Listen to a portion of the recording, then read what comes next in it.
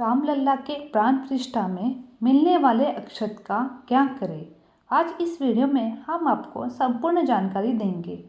काफ़ी लंबे इंतजार के बाद अयोध्या में राम जन्मभूमि पर मंदिर का निर्माण हो गया है, जहां 22 जनवरी 2024 को रामलला की मूर्ति की प्राण प्रतिष्ठा की जाएगी।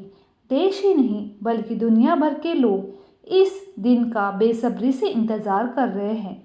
इसके साक्षी बनने के लिए अयोध्या नगरी पहुंच रहे हैं। देश भर में इस दिन को पर्व त्यौहार की तरह मनाया जाएगा, जिसके लिए हर गांव, गली और घर में खास अंदाज में न्योता भेजा जा रहा है। रामलला की प्राण प्रतिष्ठा के लिए राम भक्त घर घर जाकर न्योता दे रहे हैं। इस न्योते में अक्षत यानी चावल का उपयोग किया जा रहा है, जो कि बेहद ही पुरानी भारतीय परंपरा है। आइए जानते हैं क्या करें न्योते में मिले अक्षत का। अयोध्या के राम मंदिर के निर्माण का काम तेजी से चल रहा है। दूसरी ओर रामलला की मूर्ति के भव्य प्राण प्रतिष्ठा समारोह की तैयारी चल रही है। ऐसे में कोई घी, चीनी तो कोई सब्जी अपने आराध्य को अर्पण कर रहे हैं, मगर सबसे खास सौगात रामलला की ननिहाल से आई है। भगवान ननिहाल से 3000 टन सुगंधित चावल भेजा गया है, जिससे प्राण प्रतिष्ठा के बाद रामलला को भोग लगेगा। भारतीय परंपरा के अनुसार प्राचीन काल में लोग एक दूसरे को किसी उत्सव या कार्यक्रम का न्योता के लिए अक्षत का उपयोग करते थे। अक्षत यानी चावल देकर लोगों को निमंत्रण भेजा जाता था। इसके लिए हल्दी में रंगे पीले चावलों का उपयोग किया जाता था।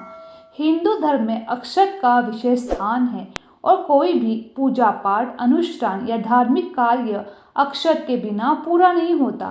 भगवान राम की मूर्ति के प्राण प्रतिष्ठा में शामिल होने के लिए देश भर से लोग पहुंचने वाले हैं। इसके लिए राम भक्त गली गली में जाकर पीले चावल देकर इस कार्यक्रम में शामिल होने का निमंत्रण भेज रहे हैं। इसमें एक लिफाफे में थोड़े पीले चावल है, जिसमें निमंत्रण माना जाता है।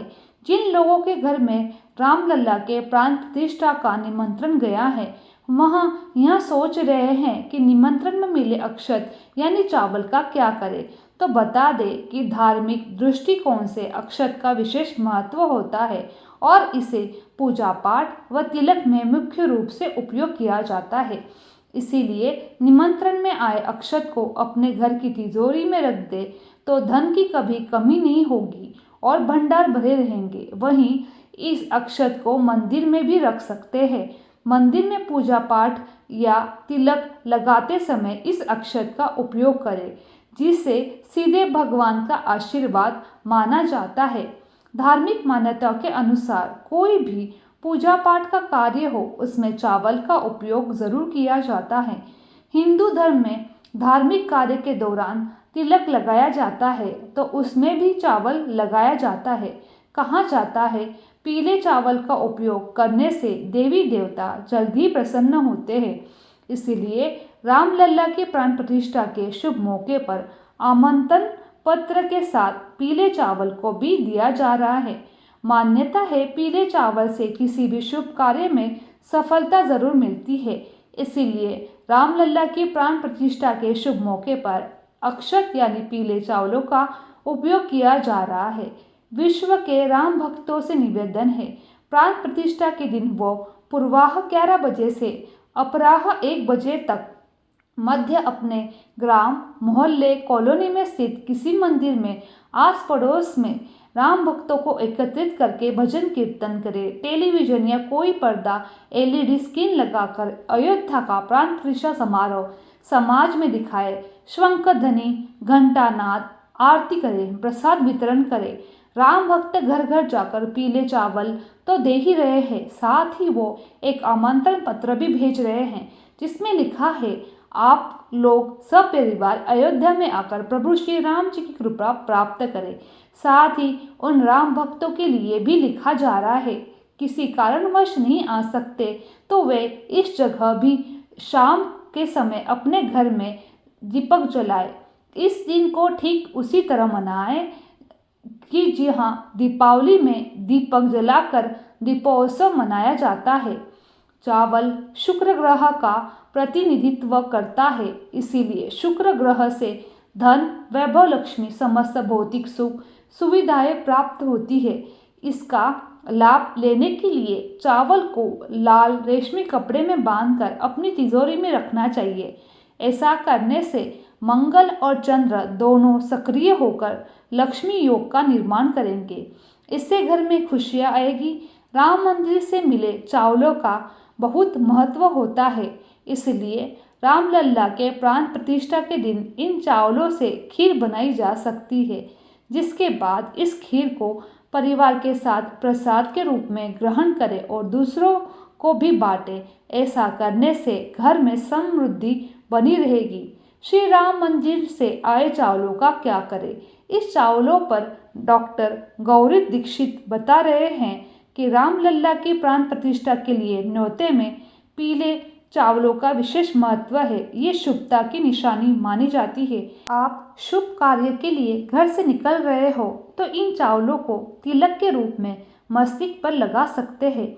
ऐसा करने से कोई भी कार्य आसानी से बन जाता है। यदि आपको रामलल्ला की प्राण प्रतिष्ठा के लिए निमंत्रण में अक्षत मिले हैं और सोचते हो कि इसका क्या करें, तो बता दें कि जिन लोगों की हाल में शादियां होंगी उनकी दुल्हन अपनी पहली रसोई में इन चावलों का प्रयोग कर सकती है। ऐसा करने से घर में खुशहाली आती है और घर में मेल मिलाप बना रहता है। धार्मिक दृष्टिकोण से अक्षत का विशेष महत्व होता है, इसीलिए इन चावलों को पूजा पाठ में उपयोग किया जाता है। इसके अलावा जिन लड़कियों की हाल में शादी होनी है, उनके पिता उन्हें सौभाग्य के रूप में राम मंदिर से आए चावलों से कन्यादान कर सकते हैं। ऐसा करने से जिस घर में बेटी जाएगी वहाँ बरकत होने लगेगी। इस अभियान में विश्व हिंदू परिषद में हर ग्राम बस्ती तक पहुंचकर प्रत्येक हिंदू को पीले चावल देकर अयोध्या में श्री रामलल्ला के नूतन मंदिर में प्राण प्रतिष्ठा के मौके पर अयोध्या पहुंचने का आमंत्रण देने का बीड़ा उठाया है। विहिप ने हिंदू समाज से अपील की है कि 22 जनवरी को श्री रामलल्ला की नूतन मंदिर में प्राण प्रतिष्ठा होगी। प्राण प्रतिष्ठा में अधिक से अधिक हिंदू समाज को अयोध्या में रामलल्ला के दर्शन करना चाहिए। जो लोग घर में रहे उन सभी को यह कार्यक्रम समूह में देखना चाहिए और मंदिरों में भव्य आरती हो। उस दिन दीपावली जैसा वातावरण संपूर्ण नगर, ग्राम, बस्ती में तैयार हो। हर घर में भगवा पताका, रंगोली, विद्युत सजावट, आतिशबाजी, दीप जलाकर उत्सव का वातावरण बनेगा। श्री राम जन्मभूमि तीर्थ क्षेत्र ट्रस्ट के महासचिव चंपत राय ने बताया है कि प्राण प्रतिष्ठा से पहले भगवान के सम्मुख अक्षत का पूजन होगा। अक्षत यानी क्षय नहीं है, टूटा हुआ नहीं है।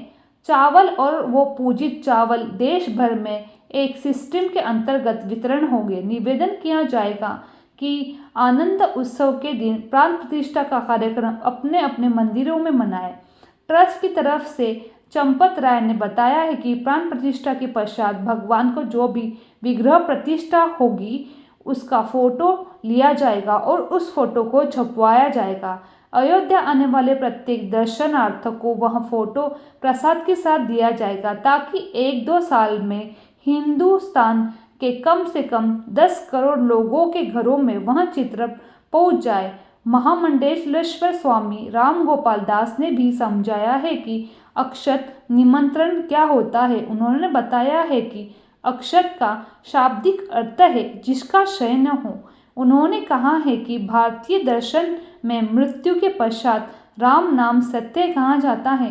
श्री राम के रूप में मरने के बाद भी हम बने रहते हैं। उन्होंने कहा है कि अक्षत आत्मा का स्थान करता है।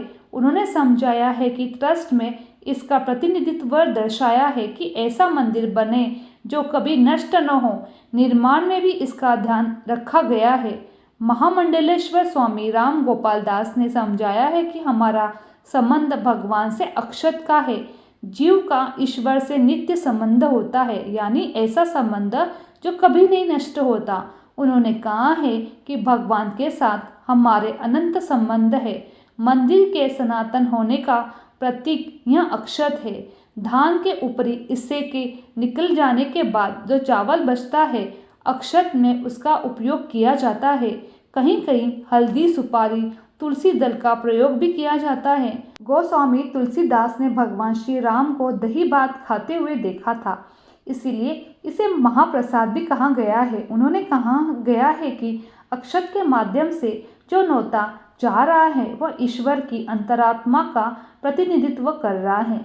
ध्यान का ये हिस्सा धन्यता की ओर ले जा रहा है, इसकी कामना की जाती है। शादी विवाह में भी धान का इस्तेमाल होता है ताकि धन्यता बनी रहे, इसीलिए अक्षत के माध्यम से निमंत्रण दिया जा रहा है। इस तरह राम मंदिर की प्राण प्रतिष्ठा का न्योता सिर्फ प्रधानमंत्री नरेंद्र मोदी को ही नहीं गया, बल्कि राम श्रद्धालु अक्षत निमंत्रण के माध्यम से इस कार्यक्रम से जुड़े रहेंगे, अपने आसपास के देवस्थलों में पूजा पाठ एवं आरती में हिस्सा लेंगे। पुराने काल में भी अक्षत के माध्यम से ही लोगों को शादी ब्याह और अन्य कार्यक्रमों का निमंत्रण दिया जाता था। कार्ड के साथ भी अक्षत भेजे जाते हैं। अक्षत के चावल पर्व त्योहार में पूजा पाठ के दौरान भी इस्तेमाल में लिए जाते हैं। मेरी ये वीडियो आप लोगों को अच्छी लगी तो चैनल को लाइक, शेयर और सब्सक्राइब करना ना भूलें। आप सभी का धन्यवाद।